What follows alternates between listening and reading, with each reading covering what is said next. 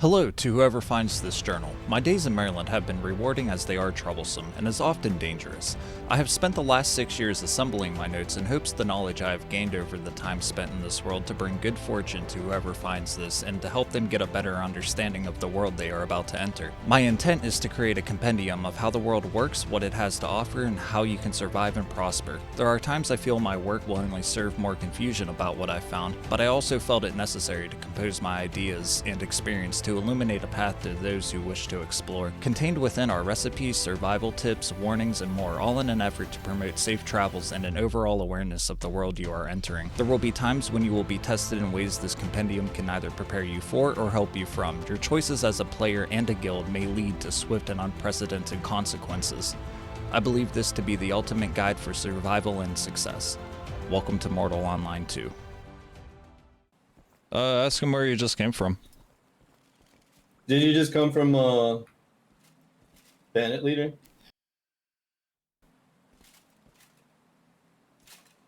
And that was a no. Yeah, you shook no. Let me introduce you to Rorg. Rorg is part of the Demon Guild. The Demon Guild is one of many RPK guilds, or random player killer guilds in the game.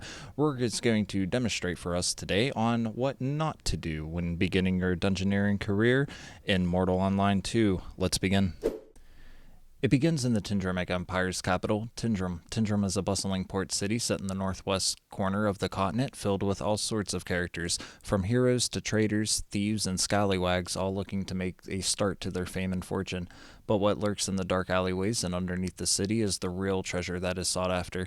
From cutthroats, thieves, murderers, scoundrels, and tribe rats, people often scour the sewers looking for riches and glory, to boast about their reputation in the local pubs. Yes, this game offers a reputation system and a glory system. We can cover that at a different time.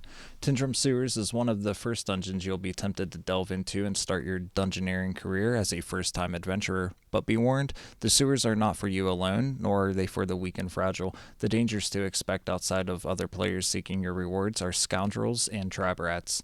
So let's discuss the difficulty of this dungeon. I'll give the dungeon a 1 to 5 rating based off of the time it takes to complete, the complexity of the dungeon, and the number of mobs or danger rating of potential PvP. But this is basically a maze underneath the city with a few dead ends. Monsters more or less lurk around every corner with a number of lootables, whether those be barrels or pots.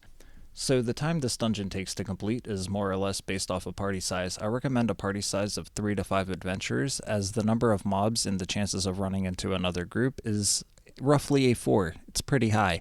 With this party size, it should take roughly an hour to an hour 30 to complete and extract from the dungeon. If the group leader can navigate the winding corridors and control room spawns, it should not be too difficult. If it is your first time entering the sewers, it may take you longer than normal to find your way around, but you can truly get lost. If you are extracting, as long as you are ascending, you are generally headed in the right direction. As I'm not a mathematician, I can't really count how many monsters we have killed, but what I can do is warn you of the monsters that lurk in the shadows. The first PvE encounter you will face is Scoundrels. Scoundrels aren't exactly a threat to those who have average gear. They are like bandits from the tutorial island, a step above your graveyard walkers. There are numerous scoundrels, normally in groups of 3 to 4 in each room. Room size will vary the amount of mobs that will spawn inside of it. They are fairly easy to kill with a low amount of health and a low threat of damage. An adventurer that is proficient in parrying can easily eliminate or view these as a non-serious threat. I'll give them a 2 for difficulty. Tribe rats are rat people. They are stronger than a scoundrel and are worth a bit more, but nothing in this dungeon is truly a threat to a well-equipped player. The real danger is the PvP encounters.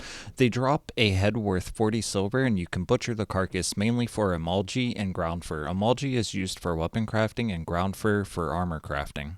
I would give the tribe rats a danger rating of 2. They can be a danger for those who are new to combat and are not well equipped. The possibility of PvP is rather high. Let's go back to our friend Rorg. Rorg has broken 2 rules so far. He has came into the dungeon alone, and in this situation he is looking pretty fragile and outnumbered, at least 7 to 1. Now Rorg still has a chance at survival. Let's see how he reacts.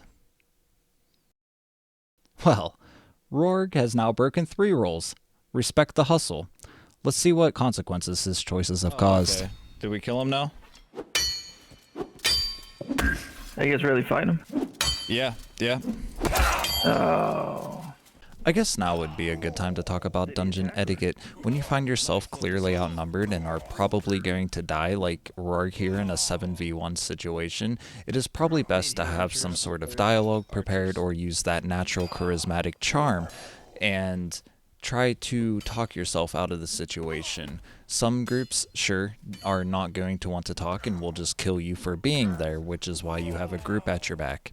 But if Rorg was raised with any bit of manners, he could have actually talked himself out of the situation and been about his way. I guess another thing that we could add here is when you're in a dungeon, there is no more RPK or ARPK rules. You are here to survive, get your loot, and get out by any means. Sort of like a strike first and ask questions later, but if you are on the other end, where you are outnumbered and are probably going to die, then use your best judgment. But that's life in Mortal Online. Let's move on to the real reason why people embark into the sewers. There are 2 boss events in the bottom level of the sewers, and if your group has made it this far, give yourself a good old pat on the back. Depending if your leader knows when and where to take left and right turns, you will end up in one of 2 rooms, the Illusionist or the Bandit leader. Let's talk about the Illusionist. When you first enter the Illusionist room, make sure to stick to the left wall until your party is inside, as when the event is triggered, the door closes behind you, and those who did not make it in cannot enter until the Illusionist is defeated. I don't see Georgie. Hold on. He's right in front of you, Grinda. Oh. Once everyone is ready and lined up, the headstrong warrior rushes in with archers and mages to follow behind, but the Illusionist has many tricks up his sleeve, such as pulling ninjutsu and shadow cloning himself, just like that yellow-haired guy, Nerd Toe. The Illusionist as a boss is pretty difficult. He casts magic and has a pretty heavy melee attack, and killing the source of the clone does not kill the clones. He drops the skimming book and or scribing book. Scribing allows you to write spells into people's or your own spell book, and goes for roughly 200 to 400 gold. Player demand pending and market flooding also pending. Skimming allows you to read books faster. Skimming can potentially be worth even more than that. I'd rate this boss as a difficulty of 4. So let's move on to the Bandit leader. The Bandit leader is a melee hard hitter. He drops a head that's around 5 gold. He has the potential to drop a couple gems and a few gold and silver coins. He also has the potential to drop his cape that is worth around 5,000 gold, and if you die while wearing the cape, you get to keep it, so that's pretty cool. And some other various loot. And oh look, our friend Rorg is back. It seems he has not learned his hard knock lesson in Dungeoneering just yet. Yeah, Rorg's over there on the wall. We can pick him off with a bow. Or we can just let dude fucking take his loot. I'm gonna give dude back his band-aids, I guess. Does somebody... So I guess this is a good time to talk about PvP and dungeon strategies. If you noticed in our first fight with Rorg and this current fight, there is nobody calling shots, which is why we're kind of confused and running around. It is best to elect a shot caller, somebody to direct the dungeon, whether that's your guild leader, yourself, or Bobby from down the road. Somebody has to be constant communicating and giving orders to where to go, what to do, because if there is nobody directing traffic, then traffic is going whichever way they want without knowing the next move.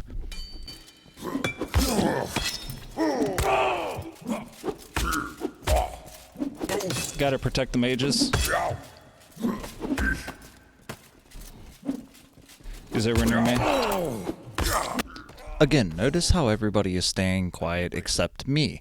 Not to toot my own horn or anything, I'm just as confused as everybody else in the group, but I'm at least trying to communicate, trying to move traffic along, or give some sort of general orders. I'm new to this guild, I don't know how they operate, and I'm not the guild leader, so I should not be the one being elected as the new guy to direct traffic or to call out orders. But notice how everybody is staying silent and everybody is still heavy focused, but we are still very unorganized. Oh my god, dude, I suck so I wouldn't recommend fighting the bandit leader on your own unless you're fully confident in your parrying ability and your armor and gear, unlike our friend here who was not. Now that the group has came and conquered the Tindrem sewers, it's time to make their way out. Be sure when venturing anywhere in the world you bring proper supplies. This includes food, bandages, health potions, campfires, armor, weapons, pet bags, if you're not in a large group, and a torch. Anything else you might need to be fully prepared for any situation. It's often wise to bring a bow with a few hundred arrows so that you can properly lure the mobs away from their group and take them on one at a time and control the spawn rate in each room so that your party can take proper breaks and fix their gray bar. All in all, I would give this dungeon a 3.5 or a 4 just due to the chances that you would run into PvP. Well, that's going to just about do it for this entry into the compendium, and I hope you can walk away with some useful tips. If you have any tips that you would like new players to know about, or if you just want to share your stories about any of the adventures you have been on in Mortal Online 2, or if you want to promote your guild, go ahead down in the comments section. Also, make sure to visit the description for some useful links that we will eventually cover on the compendium, and as always, thank you for watching.